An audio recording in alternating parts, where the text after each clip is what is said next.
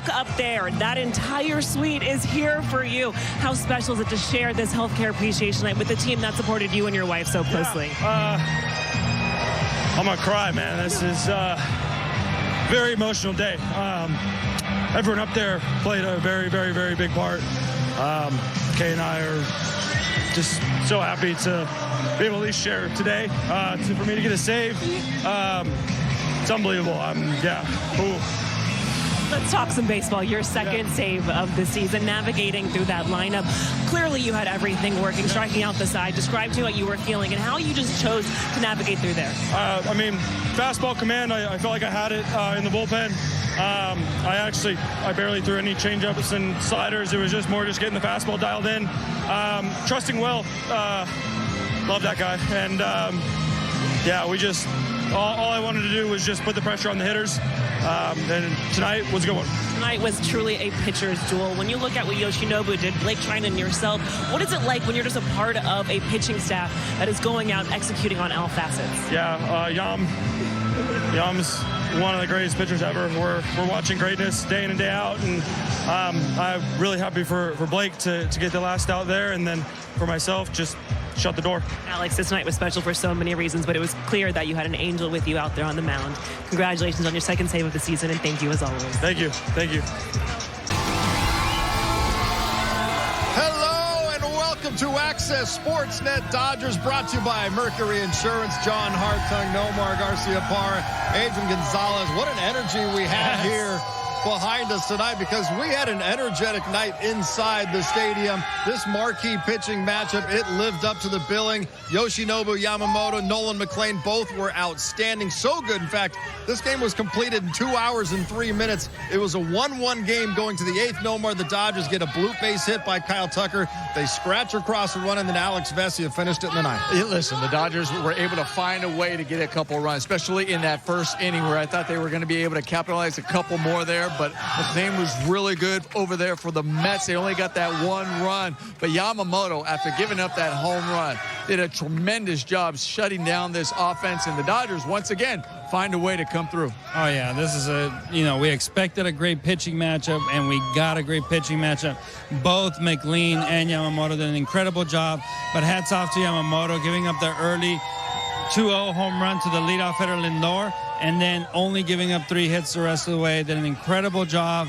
And in the 8th inning, Yamamoto came out, pitched a little bit in the 8th inning, got to over 100 pitches, and the Mets gave the Dodgers a little gift by taking McLean out of the game, bringing in the lefty, and that was how she wrote after that. It was an incredible pitching matchup tonight between Nolan McLean and Yoshinobu Yamamoto as we take a look at their pitching lines. And McLean was brilliant. 7 innings, allowed just 2 base hits. The 1 run, had 8 strikeouts, 95 pitches. And Yoshinobu Yamamoto, 7 2/3, 1 run on 4 hits, 7 Ks. Took him 104 pitches to get through this one. And we talked on the pregame show, Adrian, about this might not be a really fun night for the hitters on both sides. And that turned out to be the case, because both these starters were outstanding. They were outstanding. They were as advertised, and they pitched incredibly well. They navigated the lineups incredibly well. And you know what? This is the type of pitchers they are. They both have excellent pitches. Their repertoire, they mix it up. They go up and down, east and west. They do it all. And, they're the 2 aces. So it was a great, if you're into pitching matchups, if you're into low-scoring games, if you're into 2 hours and 3-minute games, this was the game for you. And, it was just incredible. I love to see these kind of pitchers duels when I'm not hitting. Yeah, exactly. When both these guys, when you look at what their line is, they're able to get the swings and misses. They're able to get the strikeouts, right? But the other thing they were able to do is induce weak contact. There wasn't really a whole lot of hard balls hit from either side, because both pitches were that effective. They had good movement on their pitches. They were attacking the strike zone, and it was one of those where, like, somebody had to scratch a run off, and the Dodgers were able to do that. Yeah, Yamamoto gave up the leadoff home run. I think he retired the next 20 batters in a row after that home run. Just really settled in, was outstanding tonight. And the Dodgers have this 2-1 lead. We didn't get to see Edwin Diaz against his former team, Nomar, in the 9th inning. It was Alex Vesia. And boy, was he outstanding for that 1 inning of work. Vesia was incredible. Also, give credit to Blake Treinen when he had to come in and what he had to do with those guys over there in scoring position, and he got the job done. And then they handed over to Vesia, and Vesia came out, we know, with the energy and on fire. He was going out there and attacking and just throwing fastball. He had the command going. He was getting the swings and misses. He almost had an immaculate inning. That's how good he was. But, man, the breaking ball after that, after the fastball, getting ahead and then just throwing that breaking ball, the energy in the stadium was electric. And we know Vesia is always electric. He sure is. He had the fastball right off the bat, top of the zone. You know he's on point when his fastball is right at the top of that zone. And then I saw him throw a changeup to follow that up. And then the sliders to the next couple of hitters were just incredible. So Vesia had everything working. I think he had it in the heart. He had it everywhere. He was dedicated, he was emotional, and it was really good to see. You guys have talked about this before. When you have a starting pitcher who's absolutely dealing, like really both of these guys, but in the Mets case, Nolan McLean, Adrian, just to see anybody else come through that gate and come to the mound, you're happy. You don't even care if it's Mariano Rivera. In this case, it was Brooks Raley. You said the Mets did the Dodgers a favor, bringing Raley in that moment, and sure enough, the Dodgers able to capitalize. Yeah, when they brought him in, I mean, McLean did an incredible job. We talked about that, but when they brought him in, you have two lefties starting off the inning, so their thought was, let me bring in the lefty, but the problem is that now you got to bring in the lefty against two righties because you know the Dodgers are going to counter with two righties, so you put the reliever in the tough situation. The manager's job is to put the players in the situation to succeed, and he put Raley in the situation to fail. And so he was out there, he gave up an early walk. Espinal put down a great bunt. They walked Ohtani as expected, and then Kyle Tucker came through. That's all you got to do. Veterans coming through in the clutch. When you're in the dugout and you know there's a pitcher who's just on point, when somebody else comes in, it's like you're in the dugout, you're like, all right, guys, now we can score. Let's go. Let's figure this out, especially late in the game.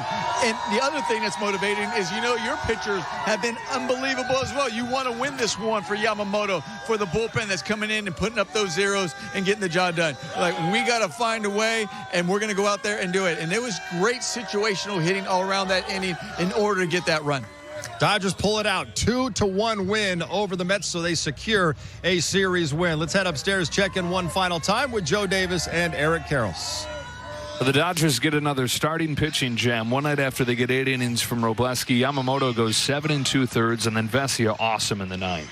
Again, the pitching performance. Yamamoto, the first hitter, falls behind 2-0, gives up a home run to Lindor, and then that was it. For the rest of the evening, he was that good. The splitter was absolutely electric tonight.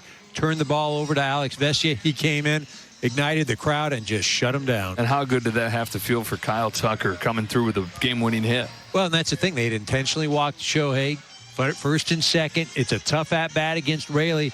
It wasn't pretty, but it was certainly effective. 56 miles an hour off the bat. That's a game winner. That's it. That's a headline. Tucker's the hero, and the Dodgers win this one 2-1.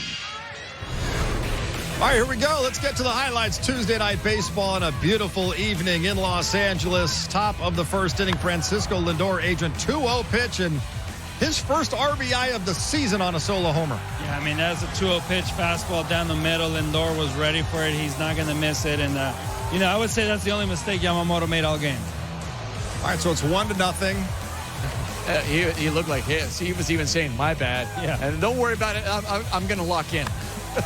Bottom of the first, 1-on-1 out for Will Smith. Nomar gets the hands in, lines it to left. Great job getting the barrel to that ball.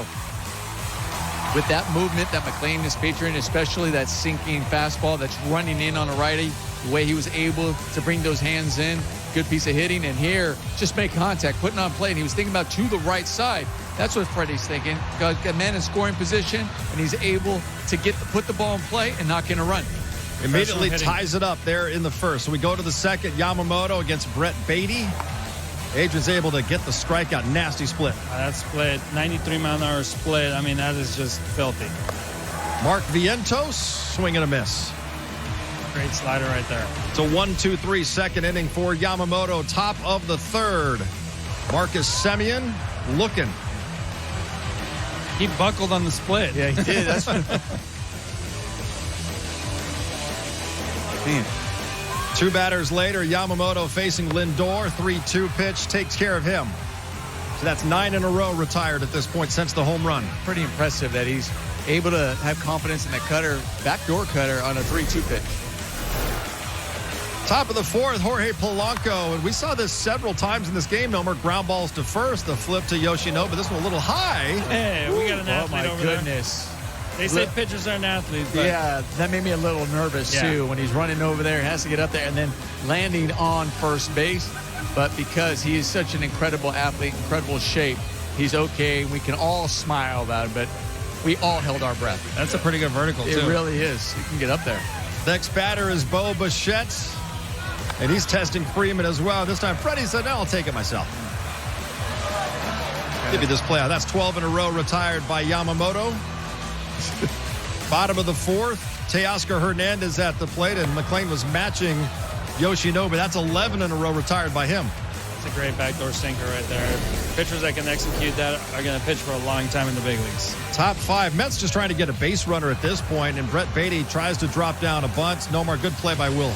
Great job by Will Smith. The way he just hopped out of his crouch there in order to get to that ball, make a nice, strong throw, especially with the runner going down first base. But that's exactly what you're supposed to do. You're supposed to try to do anything to kind of disrupt the pitcher to get on base, because Yamamoto, man, he was on point. 15 in a row retired at this point. Bottom of the fifth, 2 outs.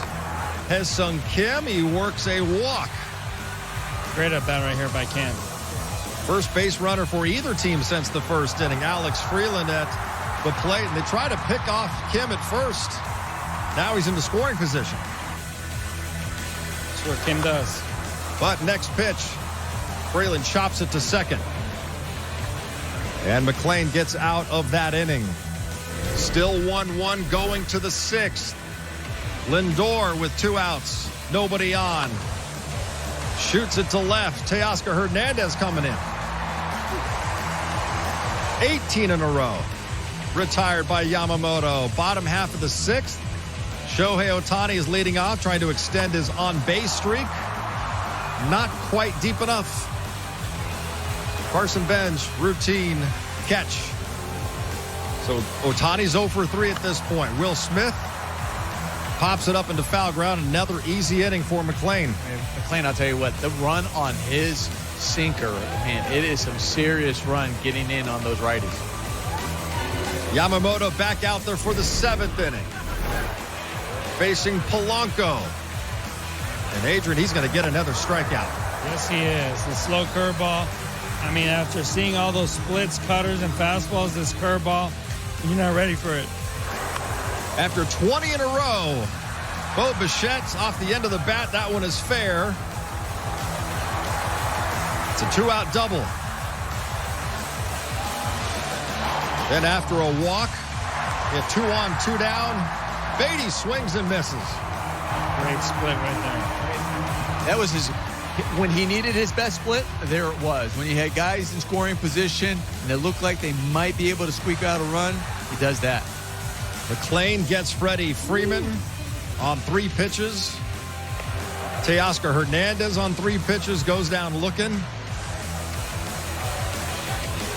Max Muncy comes to the plate. It's a 2-out base hit for Muntz. Good job by Max Muncy. I'm sure he's going, okay, I got that hit. That's where he had that big night. Hit those 3 home runs. He was looking for that hit. McLean strikes out 3 in that 7th inning, but that would be it for his Knights. Top of the 8th, Yamamoto goes back out there for the 8th. Carson Bench with 2 outs with a base hit just in front of Teoscar. There's a common factor here with the great pitchers. All you can do is take your single the other way. Yep. Francisco Lindor gets that one just out of Freddie's reach into right field. And the Mets have the go-ahead run 90 feet away. Dave Roberts is going to take Yamamoto out of the game after 7 2/3. No more. Blake Treinen comes in. Blake Treinen. This is not an easy situation. Anybody coming out of the bullpen, especially when you see the performance of your starting pitcher and Yamamoto. Now all of a sudden you have 2 runners in scoring position, but then you're able to do that with that. It's a video game slider. Called strike 3. Lewis Robert Jr. would challenge. You see, that is indeed strike 3. Bottom of the 8th, Brooks Raley comes in. Shohei Ohtani intentionally walked with a runner at second and 1 out, so that extends his on-base streak to 48 games. And then Kyle Tucker, Adrian, placement. Just staying inside the baseball. You know, you got your left on left. You're not trying to do too much. You got to make sure it's over the plate. It's not a slider that's going away from the plate. Gets jammed. Does a great piece of hitting right there. That's what professional hitters do to drive in runs. They stay inside baseballs, and some may say this is a bloop hit. To me, that's an incredible piece of hitting with runners in scoring position. Absolutely. And it's also the go-ahead RBI knock, 2-1 Dodgers. Going to the 9th inning, it's Alex Vesia. Yeah, trying to get Tucker to do the base hit celebration. Vesia facing Polanco to start off this 9th inning. 3-pitch strikeout. Getting ahead right when he came out of the bullpen, and then just climbing the ladder and getting the swing and miss. See the healthcare workers up in the suites on healthcare appreciation nights. So healthcare workers that helped Alex and his wife Kayla last year. Gets a strikeout of Bichette and Alvarez as well. Strikes out the side on 10 pitches. What a great slider. Dodgers win it. 2-1 is the final. They improve to 13-4, best record in baseball. Blake Treinen gets the win. Alex Vesia, his second save. Yoshinobu Yamamoto, terrific night. 7 2/3 innings, 1 run on 4 hits, 7 strikeouts. Kyle Tucker went 1 for 3 with an RBI, also drew a walk, and Max Muncy goes 1 for 3. Here's what's coming up on the calendar. Shohei will be on the mound tomorrow for Jackie Robinson Day. An off day Thursday before the Dodgers begin a 7-game NL West road trip with stops in Colorado this weekend, and then San Francisco next Tuesday. Tomorrow's game on ESPN, all others on Sportsnet LA. Yoshinobu Yamamoto may not have picked up the win tonight, but the Dodgers would not have won this game without him. 7 2/3 brilliant innings, allowed just 1 run. We'll hear from Yoshi, Doc, and more coming up.